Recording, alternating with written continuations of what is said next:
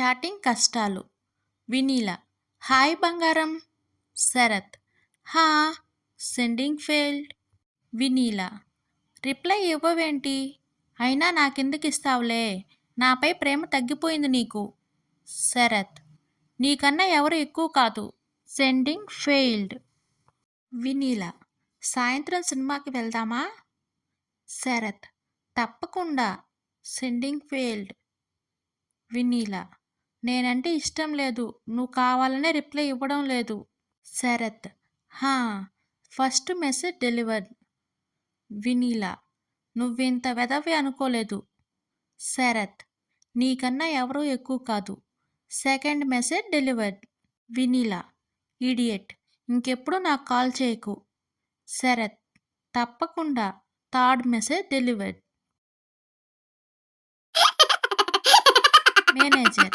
అదేంటో అప్పారావు, ఇవాళ ఆఫీస్కి త్వరగా వచ్చేసావు, ఇంట్లో పనులు చేయకుండా వచ్చేసావా ఏంటి అని ఆశ్చర్యంగా అడిగాడు మేనేజర్.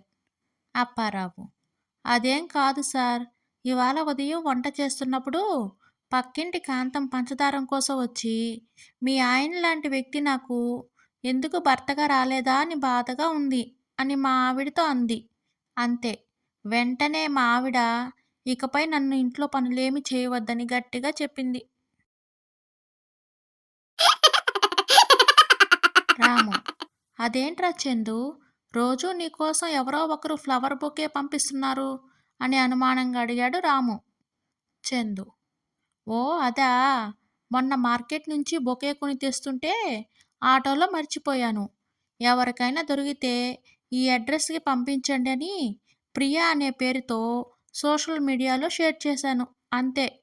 రోజు ఇలా వస్తూనే ఉన్నాయి అని అసలు విషయం చెప్పాడు చందు.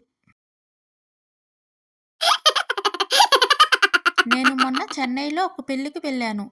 అతిథి మర్యాదలు అమోఘం. భోజనాలు అయ్యాక ఖరీదైన ఐస్ క్రీమ్ ఇచ్చారు. ఐస్ క్రీమ్ ఇచ్చే ముందు ఒక అతను సాంప్రదాయంగా నుదుటిపై తిలకం పెడుతున్నాడు. నాకు చాలా సంతోషం వేసి అతనిని మెచ్చుకుంటే నవ్వి ఊరుకున్నాడు. తర్వాత తెలిసిందేమిటంటే ఐస్ క్రీమ్ కోసం రెండోసారి వస్తే గుర్తుపట్టడానికి తిలకం పెడుతున్నాడని. భర్త.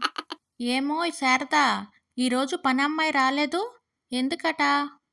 భార్య. ఓ అదా, ఈరోజు వర్క్ ఫ్రమ్ హోమ్ చేస్తా అమ్మగారు అని అంది. నేను సరే అని చెప్పానండి.